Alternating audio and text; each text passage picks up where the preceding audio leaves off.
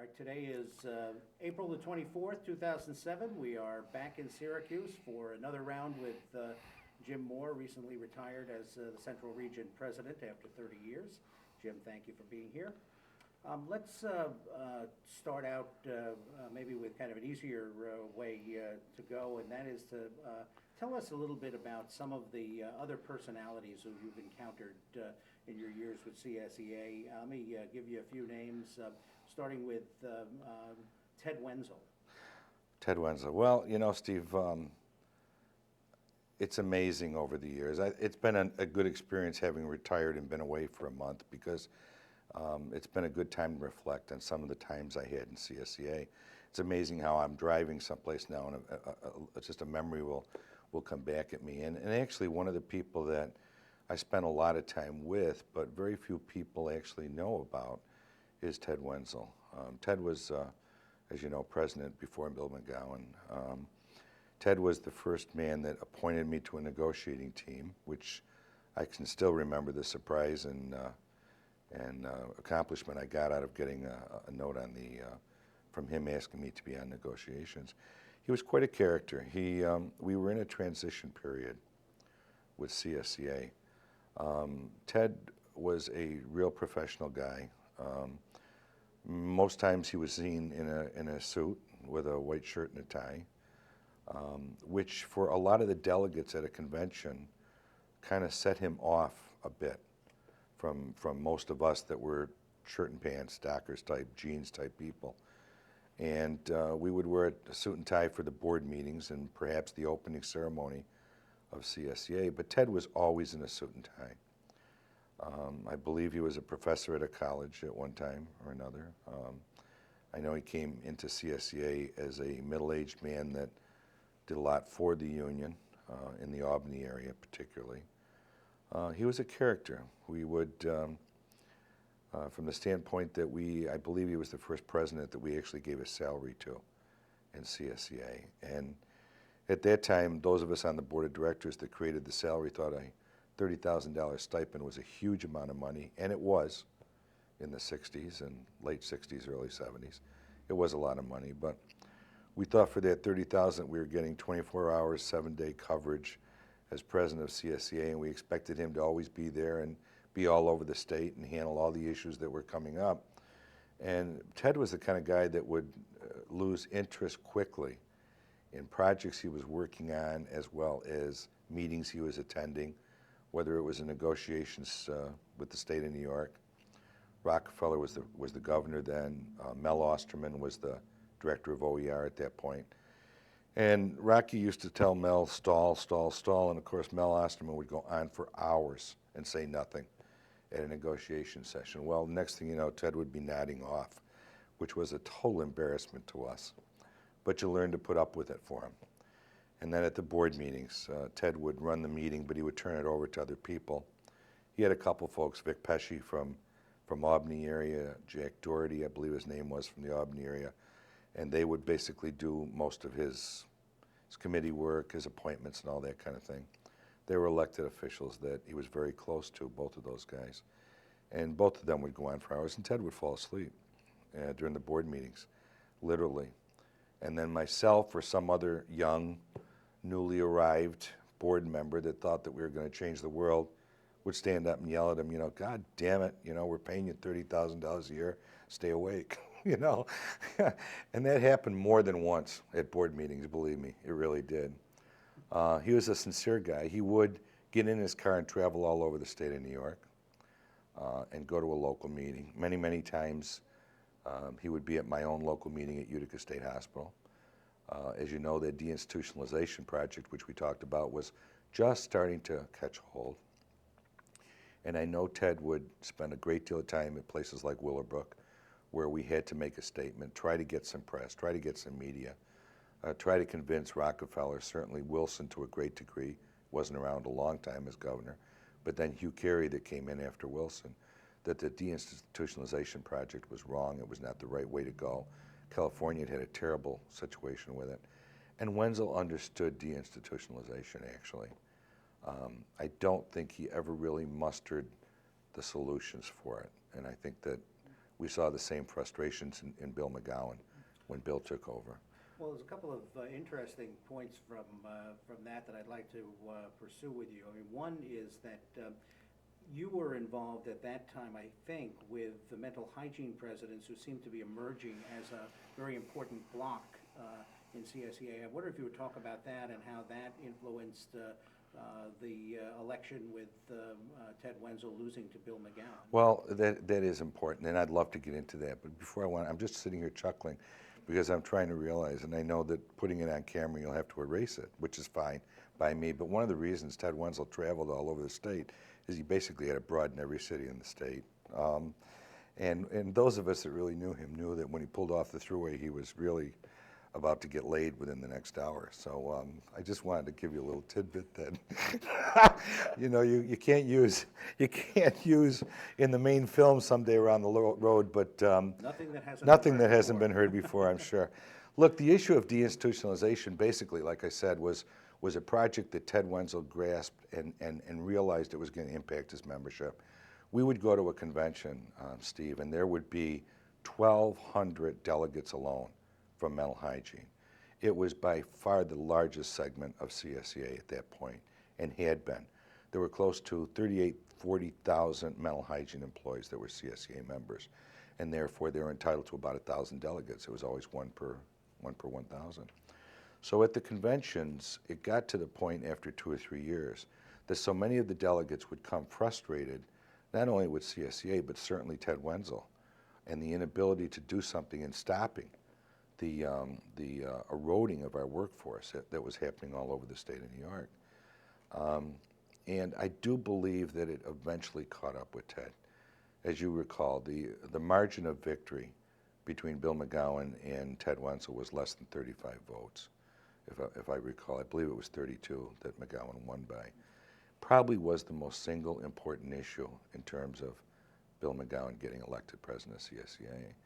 And even to a degree, Bill, although he slowed it, and we certainly, I think, put on a fight that we can be proud of in terms of the ability we had to stop our employer from changing this workforce in the state.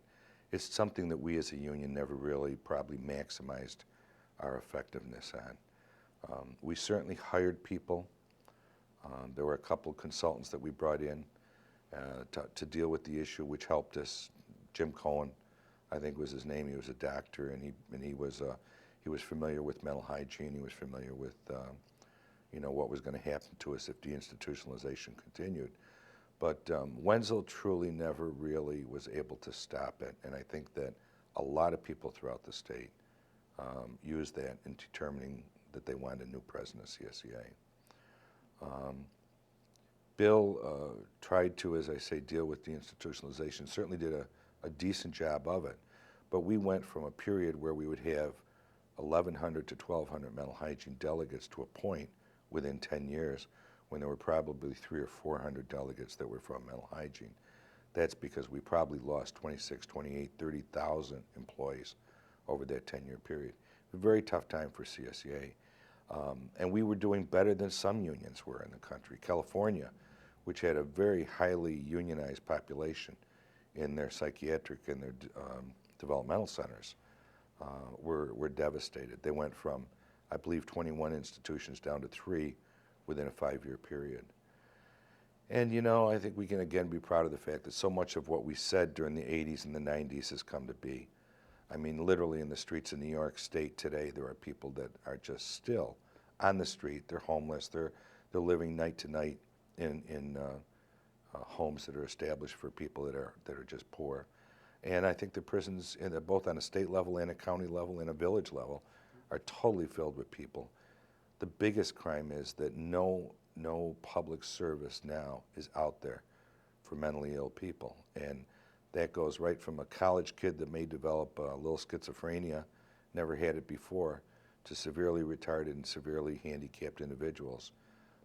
And that's an issue that I think the unions itself can be proud of. Yes, we had a vested interest, but I think that we also cared about our communities. And that's a service that was definitely disrupted.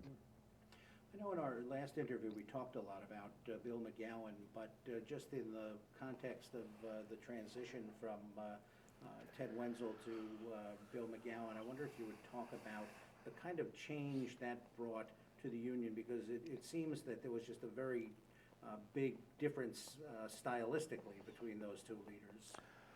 Tremendous difference between the two. I enjoyed a personal and professional relationship with Bill McGowan that I never really achieved again until Danny was elected president of CSEA. As a statewide officer, Bill McGowan reached out right from the day he was elected to his other officers that were serving with him. And good Lord, he had dynamite people. And I don't put myself in that position. I was 29 years old. I was newly elected region president. Bill came out to Syracuse to install me. It's one of the pictures I still treasure, that my hand was up and I took the oath of office. And right from the day I was elected, Bill made me feel welcome and feel a part of CSEA. The officers' meetings were unique, to say the least, but they occurred. Something that I don't think really, from what I was told, went on a great deal under Ted Wenzel's leadership. Ted preferred to meet with staff and the other elected people that served with him, because I heard it personally from Sal Bendet, I heard it from Irving Flanningbaum, I heard it from Jack Gallagher. I can't remember now, Dolores McTavish, I think, was the secretary at that time. And they weren't really utilized. They weren't used. They weren't asked their opinion of things. McGowan came into office convinced that the best way he could be a good CSEA president was to reach out to the officers he served with. And Bill did that. We used to meet in a motel, second floor on Central Ave. I can't even remember the hotel now, but at that time, those of us that smoked, myself included, were allowed to smoke in the officers' meetings. And I will just, as a funny story, because a lot of these stories just don't get told. I can remember Dorothy had died. They had replaced the statewide secretary with Irene Carr. The treasurer had, I believe, left. Jack Geller had left, and we had Barbara Fauser that was a treasurer of CSEA, I can remember at this time. And during the meeting, Barbara had and of course, Bob Latimer, who abhorred smoking. I mean, he just absolutely couldn't stand it. We were sitting in an officers' meeting one day, and it was a very small room. It was, like I said, the upstairs of a motel. Basically, we used to take it for extended officers' meetings. And Barbara Fauser had gotten up and emptied the ashtray. Well, within seconds, the room filled up with smoke. I mean, literally, she had started a fire in a wastebasket. And if you can picture, none of us were trim, to be very candid. Myself, Irving, Latimer was a big guy. Barbara was a big woman. Jimmy Lennon was around at the time, I believe. And I'm telling you something, if you can literally figure about 12 of us trying to decide how the hell to get out of this narrow stairway, the room totally filled up with smoke. It was the last officers' meeting that we ever smoked in, I can assure you of that. And I can remember Latimer just raising all kinds of hell with it, saying he'd never come back again if it was ever allowed. McGowan professionalized the officers' meetings, he really did. And we were given tasks to perform by him. He reached out and asked us what was ongoing. He gave us certain areas. I was active in mental hygiene. Bill McGowan was the president of the Mental Hygiene Presidents Association for 4 or 5 years. Mm-hmm. And when he was elected president of CSEA, he asked me if I would consider taking that on, which I did. And then Bill basically helped me get elected to that position. It was elected by the delegates, I believe it was, that were at a convention. Once every year, once every 2 years, we would elect ourselves a president, a vice president, and I believe a secretary-treasurer. I can't remember who the vice president was, but the secretary-treasurer was Betty Duffy, who was a huge advocate for CSEA members, and particularly from mental hygiene. In fact, we should spend some time on Betty. It's all kinds of impact she had on CSEA, both as a mental hygiene person, both as a local president, both as a negotiator. She took on the state of New York on any occasion that she could. No one was too big or too powerful for Betty to take on. And when I stop that, we okay? Okay. Is that enough on Wenzel? You want to move off Yeah, of actually, Wenzel? one thing I do want to ask, because, I mean, you've kind of, given the sense of it, but I want to ask if there was a real difference in the organization, because I think that if you look at the history, it appears clearly that McGowan was really the first blue-collar He was. president yeah. of CSEA. I'm Tried to wondering say that with if the that suit. I changed meant to get that. if that really kind of changed the way a lot of the members looked at the organization. Okay. You know, there was a big difference between the style between Bill McGowan and Ted Wenzel, right from the day one. McGowan was the kind of guy that you could stand at a bar with, have a beer, and talk about what was bothering you. The amazing part of Bill McGowan was that the next day he remembered what you had discussed.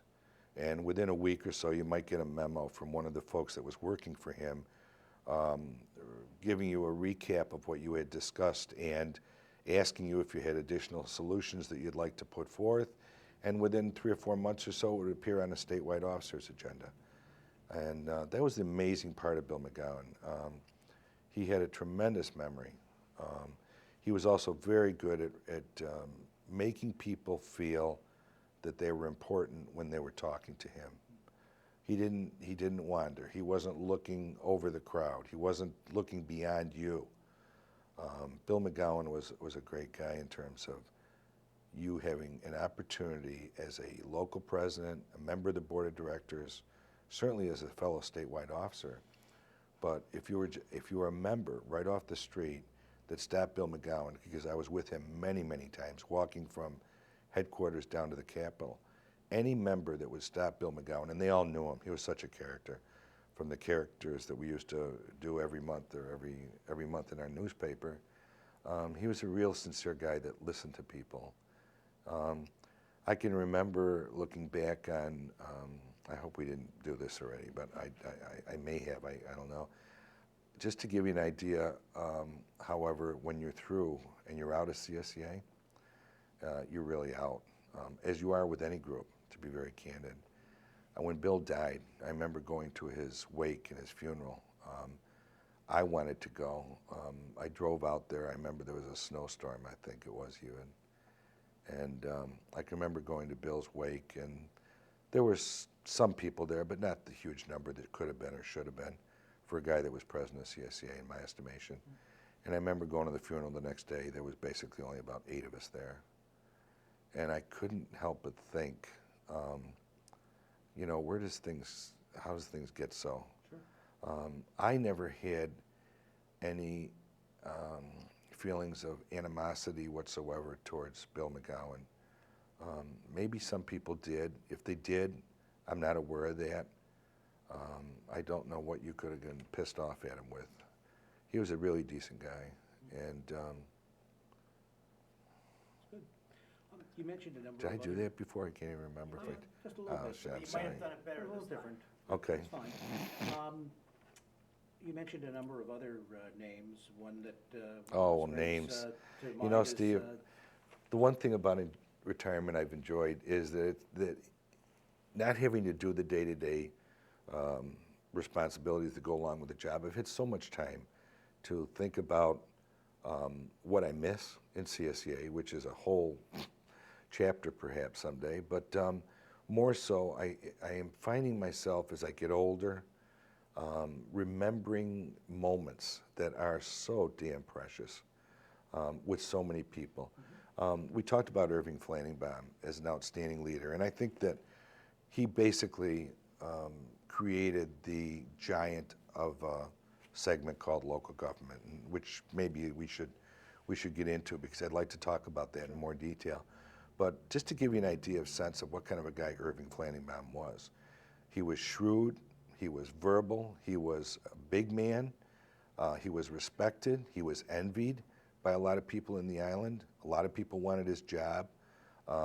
Very few people went after it.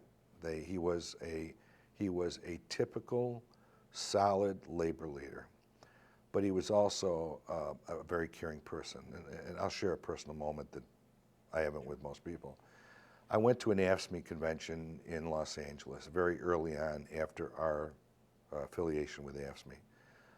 I didn't realize it. I had been in Ireland with Bill McGowan on a trip, and I had become sick, bleeding ulcer, that kind of a thing that I didn't even realize I had. I'd been treating it for 4 or 5 months. It really wasn't getting much better. And I went to the AFSCME convention in Los Angeles, not really feeling that great. Within a day or two after getting out there, I was just like doubled up. It was a question of I couldn't even move. It turned out later to be just a lifelong battle I was going to have with diverticulitis, but I didn't know that at the time. And I can remember Irving Flanningbaum coming to my room at 1 o'clock in the morning, asking me if I wanted him. He was just a fellow statewide officer at the time. He was not he was a region president, but he had become a friend, asking me if I wanted to go to a hospital in an ambulance or did I want him to get some kind of medical treatment or something like that. And I told him, Irving, I don't want to do that. I don't know Los Angeles. I'm not happy being here. I think it might be best within tomorrow morning I just head back to New York in a flight. And Irving went out at 1 o'clock in the morning. Irving was a pharmacist anyway in Long Island. That was his job, I believe, for Nassau County. And Irving found a doctor at 1 o'clock in the morning, had the doctor write a prescription, called a pharmacy up at 2 o'clock in the morning, and was back in my room at 3 with some pain medication that at least got me to the point where I could get my things packed and get on a plane the next morning to head back to New York. So in addition to this rough and gruff labor leader, there was also a side to Irving that was a tremendous individual. His wife was very close. His family was very close to him. Irving was a dynamic leader. Irving was from local government. At that time, CSEA for years and years had been dominated by state employees. Sal Bendet had risen from the ranks of being an employee, I think in the Department of Insurance or Department of Banking. Vic Pesci was from Department of Banking. All of the Albany area conference presidents, which preceded the regions, were from the State Department, basically. No local government person from the state, any other region, had ever emerged. Irving had grown Long Island by leaps and bounds. He was from Nassau County. We represented the Nassau County employees. He saw to it that slowly but surely all the towns, the villages, one by one, whether they had 500 people or 5,000 people in them, CSEA would challenge once we got the right to bargain. And CSEA would represent and start negotiating for these people. Irving allowed people to become leaders. People like Mary Sullivan from Herkimer County. She was elected to the board of directors, and Irving, being from local government, reached out to Mary. And basically Mary did for Herkimer County what Irving did for Nassau County. And then slowly but surely we saw a lot of local government people emerge on the statewide board of directors. And the way they emerged and took their fair share of CSEA was, for years traditionally all the committees in CSEA were basically 90% state people. All of a sudden we had a state division and a local government division that was created at the conventions constitutionally that allowed the local government to be entitled to everything the state was. So if there were 10 members on a board of directors committee, all of a sudden now 5 of those members were from local government. Previous to this, maybe 1 of them or 2 of them or none of them were from local government. We started seeing services provided locals that were geared more towards local government. Just the ability to negotiate, how to negotiate a contract.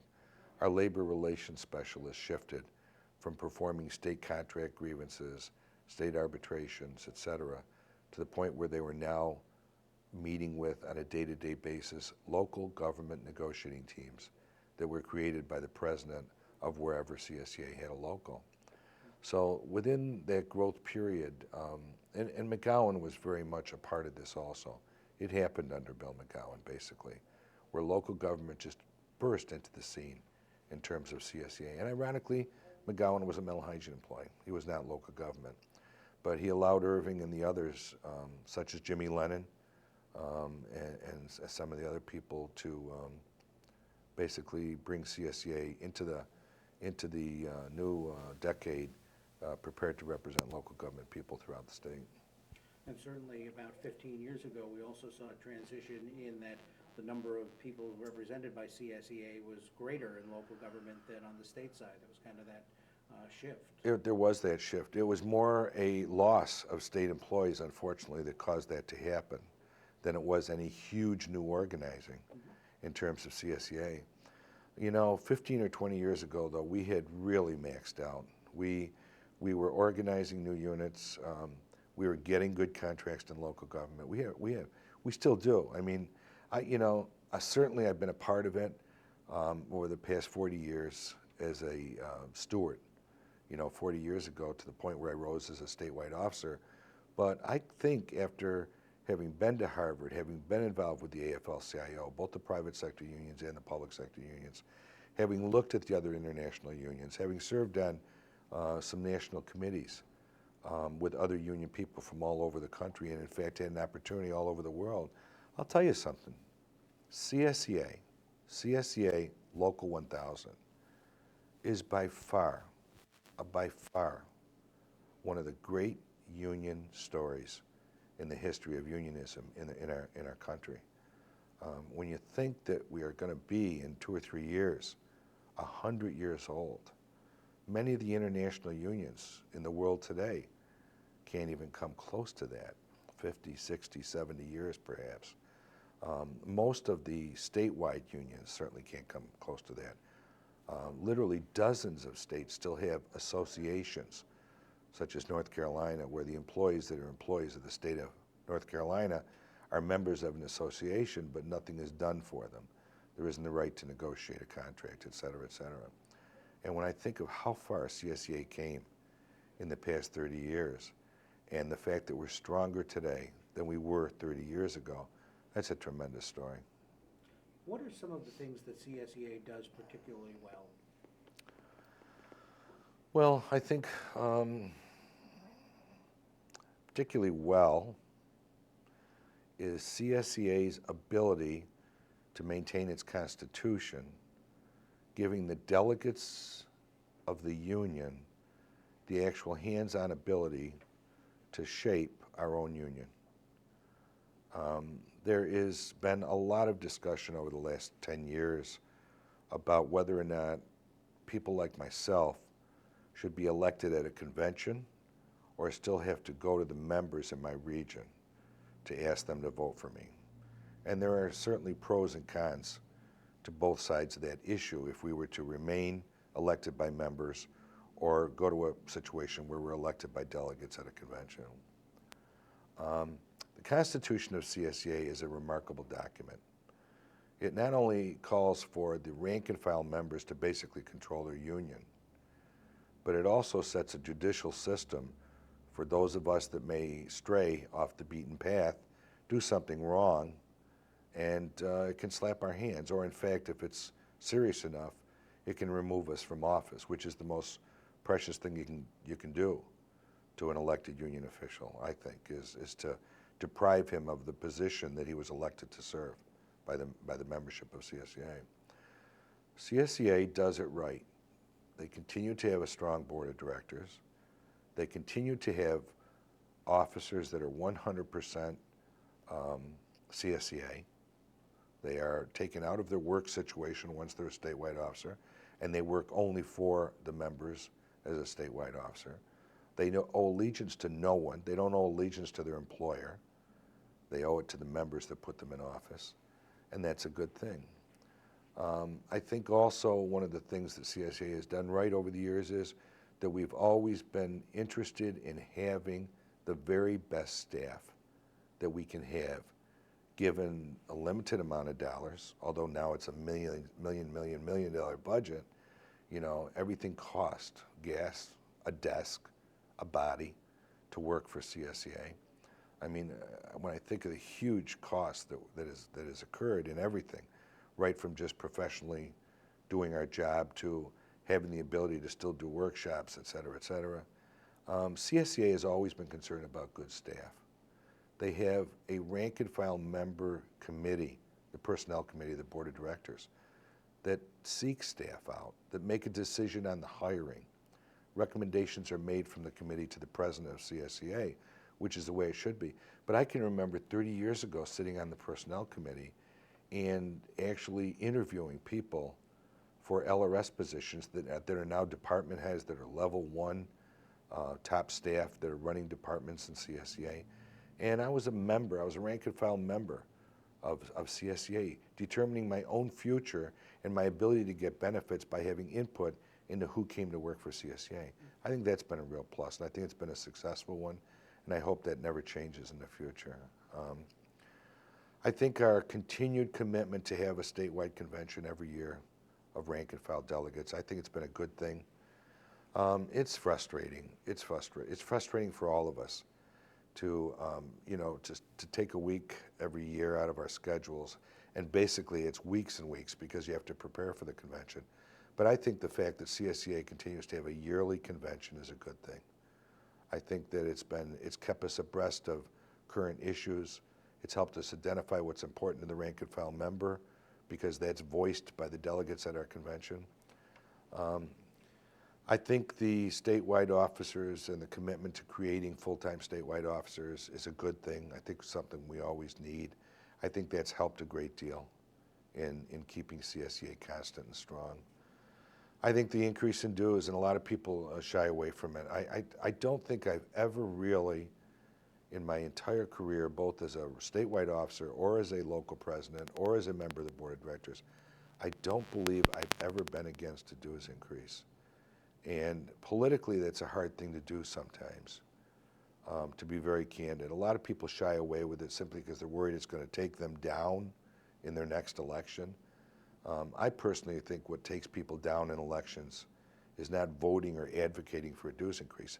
I think it's not using the money you've got wisely, or misspending the money, or not knowing how to actually affect rank and file people by utilizing the money you get.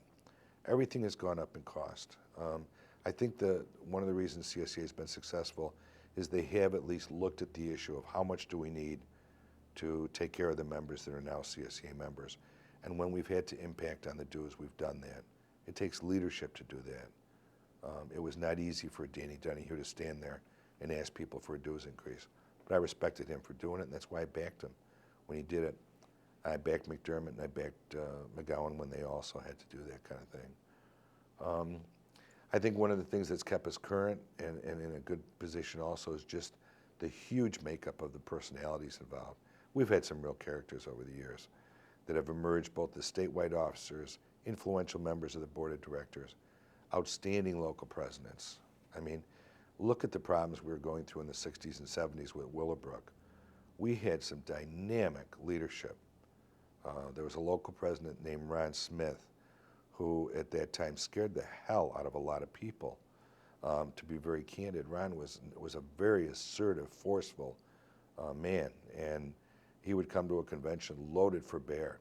Not only was he angry with the state of New York, but he was angry with everyone. Angry with CSEA, angry with his fellow local presidents. He thought he had all the problems of the developmental centers on his grounds. I think I served with negotiations for 6 years, 2 contracts with Ron Smith. Got to really respect him, became a good friends with him. Ronnie had unfortunately disappeared one day, literally disappeared. And that's a whole other story, but he was replaced with some really capable people also from Willowbrook. Willowbrook Developmental Center was an outstanding part of CSEA for decades. So the personalities that made up CSEA and CSEA allowed personalities to develop, I think speaks well for us as a union. Let's talk about a few more of those personalities. I know you mentioned the name Jack Gallagher earlier. Tell us about his role. Gosh, such characters. Jack was such a stiff guy. Jack always, I don't know if it was his ability to try to please Ted Wenzel or if it was his nature. It certainly wasn't his job wardrobe, I can assure you this, but very few people in CSEA ever saw Jack Gallagher not in a suit. It used to mystify me. I mean, you would go to a clam bake sometimes, someplace in the state of New York, and he had a suit on. Once in a while, he would take the jacket off, but the tie and the shirt were always there. That is what Jack Gallagher thought he owed the membership of CSEA to be a statewide officer, was to show up at everything in a suit and tie. He had a great wife. Her name was Pauline Gallagher. She traveled with him a great deal. Gallagher's were well respected. He was a very honest guy. He was a good treasurer that way. I personally used to wait for him in officers' meetings to have a position on something other than just money issues. And Jack never did that, to be very candid. Jack would sit there through many officers' meetings and not, was he supportive of our attempts to stop the deinstitutionalization of CSEA? Yes.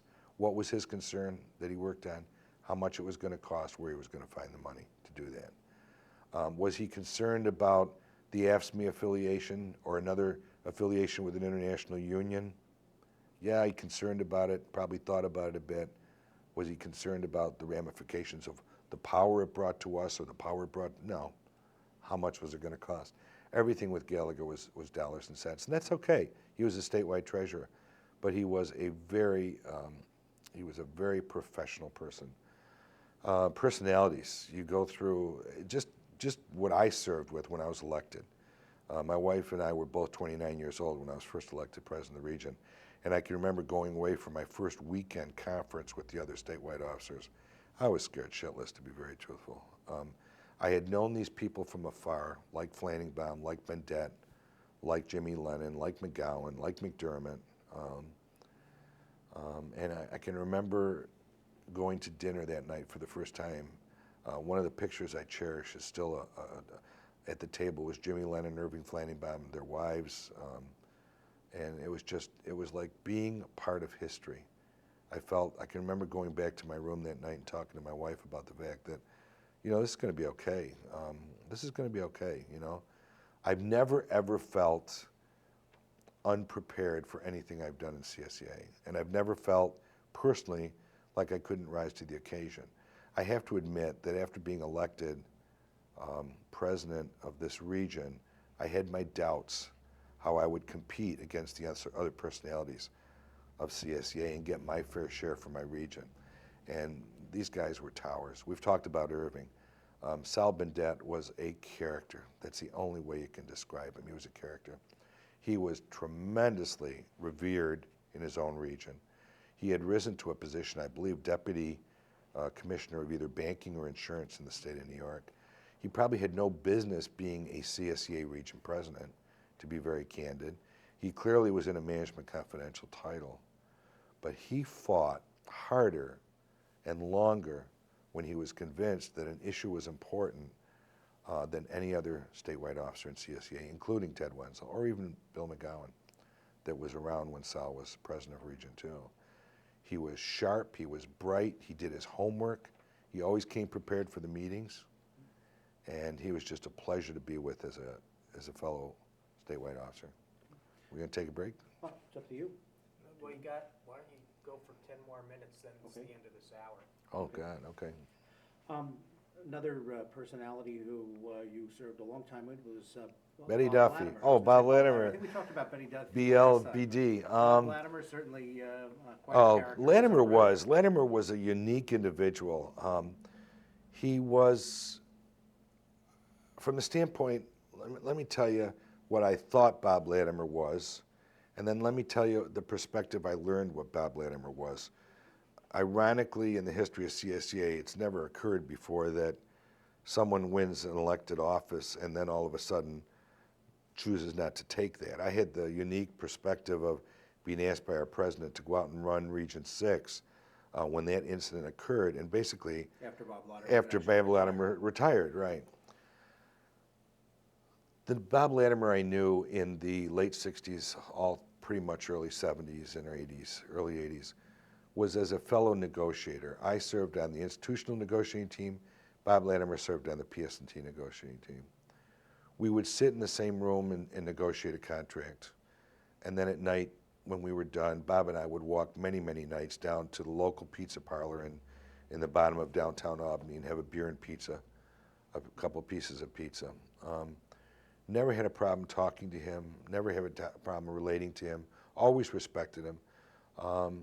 He was a stoic individual. He would not say a lot of words. A lot of us make the mistake sometimes of talking when perhaps we ought to be listening. Bob Latimer would never do that. Bob Latimer was always intent on listening to what other people were saying. He was a very bright guy. He was an extremely bright guy. But he was a loner after that 8 or 9, 10-year period that I knew him to be more outgoing. Bob somehow became more of a loner the last 50% of his career in CSEA. But he was respected. When he spoke on an issue at the board of directors, people knew enough to respect his position. And I think a lot of times he would bring people over from a position that was opposed to his to a position where he was advocating because of that. He was a very loyal person. He was very loyal to CSEA. He was very close to Jimmy Romer with our law firm. He was very close to Joe McDermott, our statewide president. The two of them were very much the same in terms of most of the philosophies that they advocated. Bob was well respected by his delegates from his region. I think if there was any negative involved with Bob at all, it was that he liked to make pretty much almost all the decisions on things that impacted his region. When I did get asked by Danny to go out and sit as the administrator of Region 6, the styles of people were vastly different, mine versus Bob's. I can remember the first morning I walked in there and I had to ask them to open up the door to the office. It was locked. Well, my door in here in Region 5 was never locked, so certainly my door in Region 6 was never going to be locked. And after 2 or 3 days of having to do that and them not realizing that I wanted an open door, I threatened to take the goddamn door down if they didn't leave it open. Well, from that day on, it was open. But I learned very quickly the first couple weeks I was in Region 6 that things were not operated there by committee. Things had been operated totally by Bob as an individual. And I think he probably made decisions on almost everything that involved decision-making within Region 6.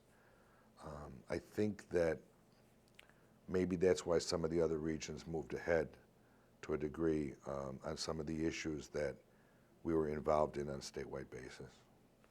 I know there's certainly a lot of differences between all of the CSEA regions. Do you think a lot of it is the force of the personalities who are in those regions, or is it some cultural things about the different parts of the state? How do you see regions being somewhat different? Well, I do think a lot of the effectiveness and the personality of a region is guided by whoever is leading it at the time.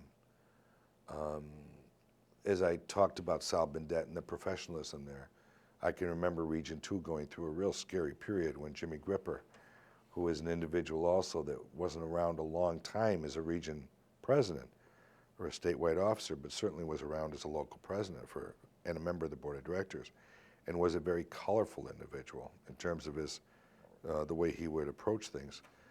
Region 2 certainly had a certain quality to it under Gripper as opposed to under other presidents. I have known George Bancaraglio for probably almost 30 years as fellow negotiators in the 80s, and when he was a local president. Region 2 has a certain personality. A lot of that is due to not only George Bancaraglio, but to the local presidents, which are very much tenured people. Certain regions do tend to have tenured people, and I think that maybe we could discuss that when we have some time to talk about it. I'd be more than happy to.